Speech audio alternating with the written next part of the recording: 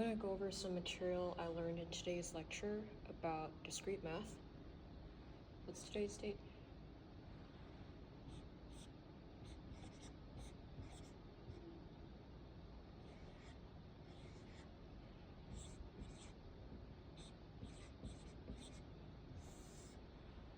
First, we're going to talk about exclusive OR. Second, we're going to talk about implication and some mistakes that beginners make.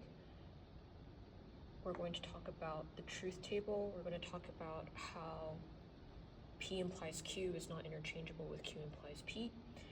And then for the third part, this one I don't have a complete understanding of, but we'll get through it as I talk about it.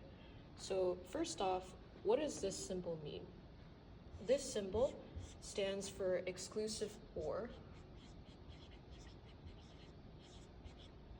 And some real-world examples of like human English, not computer logic, but just human English that we can use to demonstrate this is, let's say you're at a restaurant and the waiter is like, oh, for your side dish with that main course, you're allowed to have salad or soup.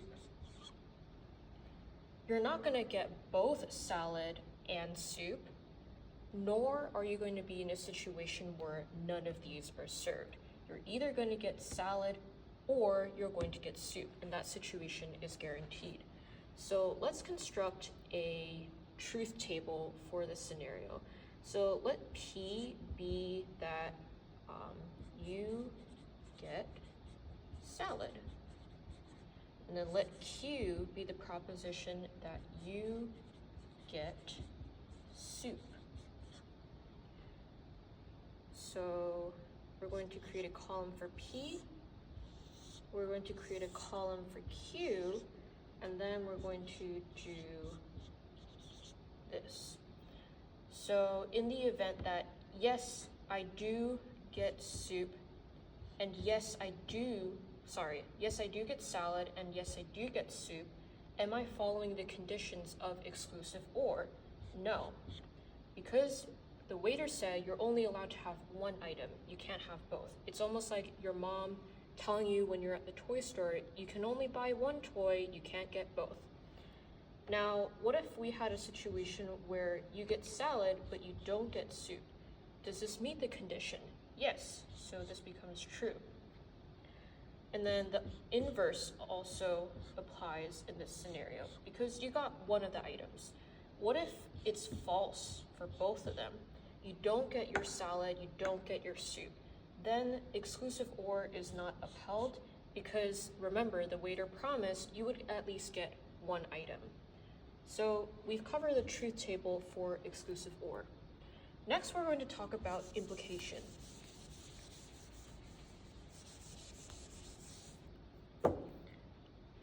I'm doing this from memory, so I may have to reference back on the slides. And this was my first lecture, so I'm bound to make some mistakes. But take it with a grain of salt. So let's say you again have, let's come up with a new scenario.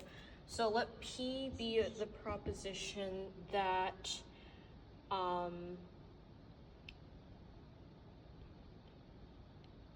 I complete my homework.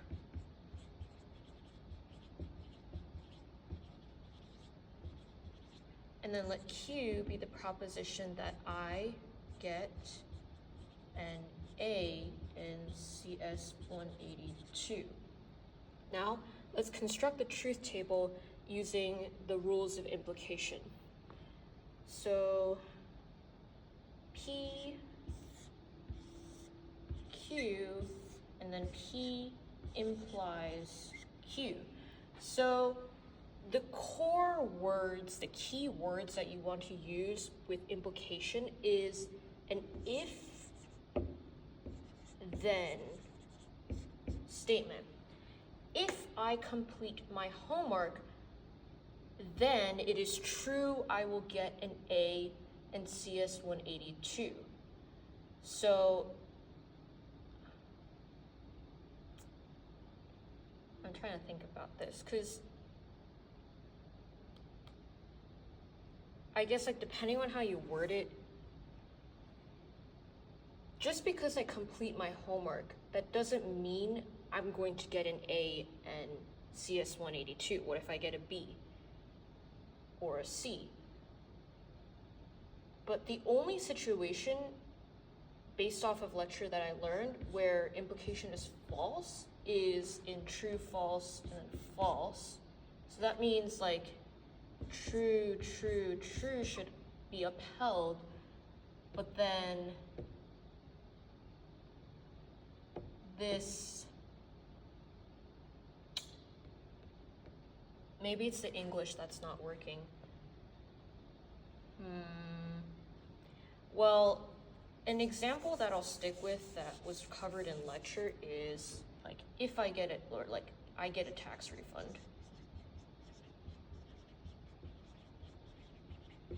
And then Q could be I buy a new car.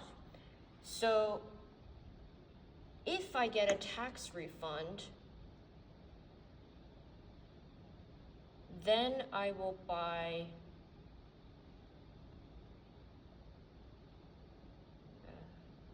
wait a second. Let me write this out.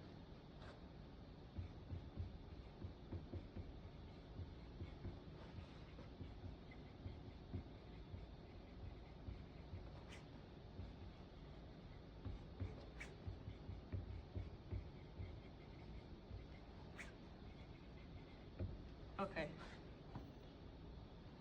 Let's say that this portion, I get a tax refund, which is, or P, ends up being true, but then I don't follow through with this promise.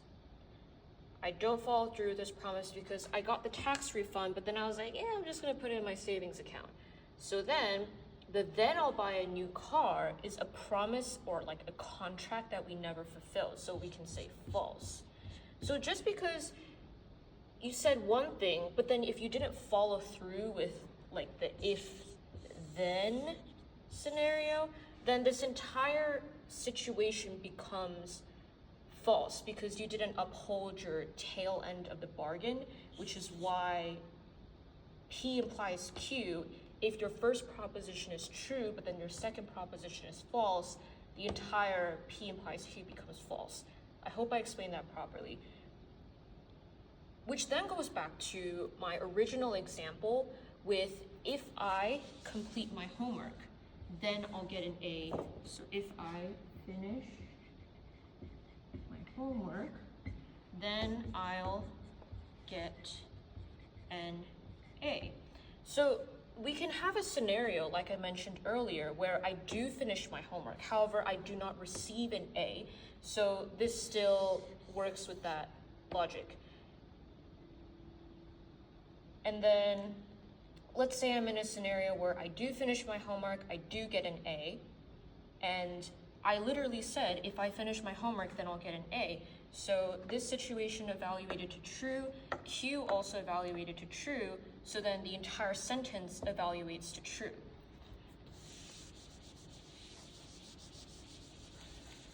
Let's take a look at a different scenario. What if, this one's a little bit tricky. What if we have a false true situation? What will happen to the statement P implies Q? I'm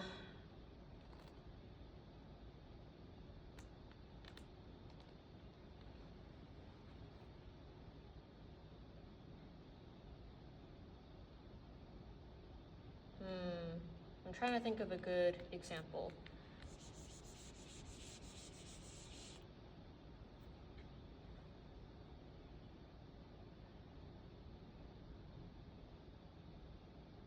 I need to reference my notes for this. That one's a bit tricky to verbalize.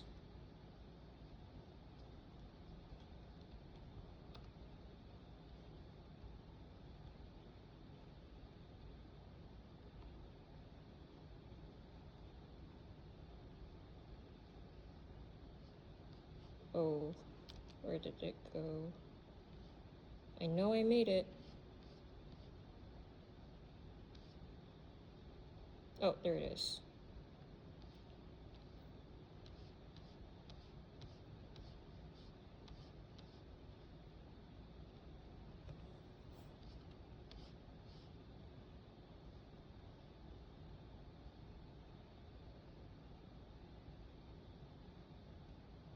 Okay. So an example that I referenced based off of my notes, and I need to come up with my own example after this, is like run in the hallway. If you run in the hallway, this marker is running out.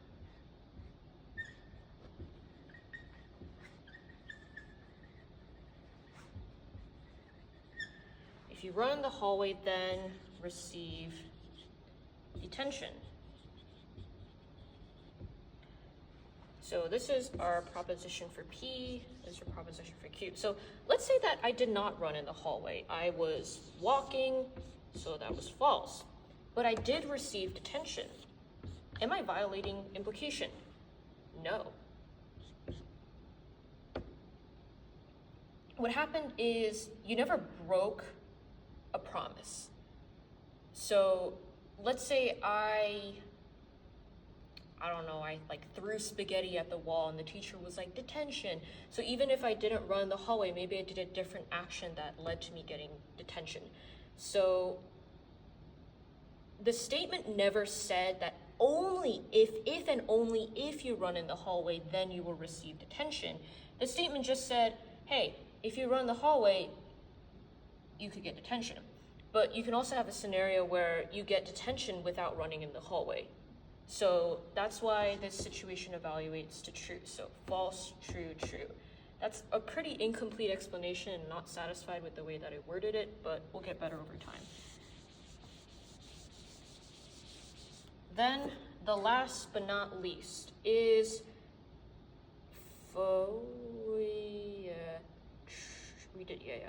false, false. This is going to evaluate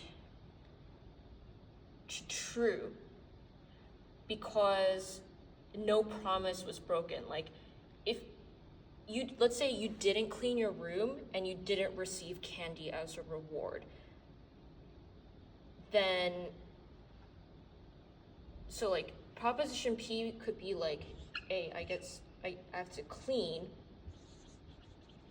I have to clean in order for this to be true, but I didn't clean, so it's false. And the proposition Q is I get candy. Pretend that's a candy wrapper. But I didn't get candy, and that's false. But the statement said, hey, if I clean, then I'll get candy. But in this scenario, you're not going back on your word. Like you're not undoing a promise that you made, like in this first example where you said, hey, if you do this, then I'll give you that. But you completed one half of the requirement, but that other half was never fulfilled. Versus in the bottom portion, there was never any promises that were there were never any promises that were broken in the first place. So are you telling the truth or are you lying? I'm still telling the truth. That therefore, in this implication, it goes to true. Okay, that's our truth table. And then another thing that I want to talk about is the fact that implication is not commutative. Commutative, English, please. And that's because going back to the car example, so let's say I get some, like the original was I get a tax refund. I'm gonna go and buy a new car with my tax refund money. Pretend it's a car. But does this work the other way around? If I buy a car, am I gonna get a tax refund? No. It's not guaranteed. I mean, sure, like it's the causation versus like the correlation is completely off. You buying the car is not going to lead to you getting a tax refund, but you getting a tax refund can lead to you buying a car. So that's why it doesn't go both ways. If you want something to go both ways, you need to look at biconditional statements.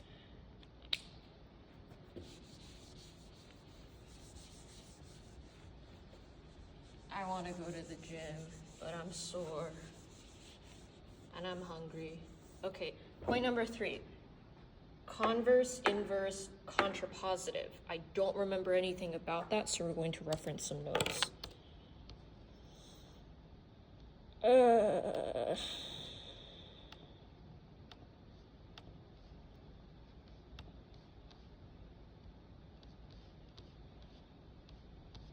Okay, so let's say we have our, going back to original implication statement, P implies Q.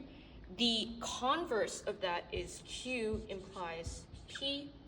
The inverse of this is you put a negation symbol in front of each one. So let me just, Q implies P. So like you switch up the order. Inverse is you just add some negation symbols. And then contrapositive is when you switch the order and you add negation symbols.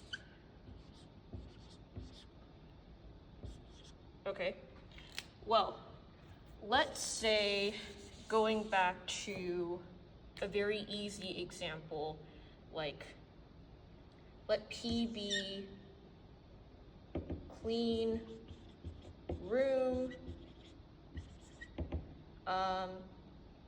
candy reward. So the converse of that statement is you will get, if I get candy as a reward, then I will clean my room. That is, if I get candy as a reward, then I will clean my room. I mean, I guess technically, like, yes, you could get the candy first and then you could clean the room, but like, I just know by like logic that that's supposed to be false, because you're not supposed to be able to like, I'm a little bit confused on this because you're not supposed to be able to have like commutative situations, or maybe you can have a situation where it's not guaranteed but it could happen. I don't know. And then inverses is I don't clean my room, I don't get candy. That could definitely be a scenario. And the contrapositive is I don't get my candy. If I don't get my candy, then I don't clean my room. That's like the English version of it. I still need more help on this. Okay, that's all for today.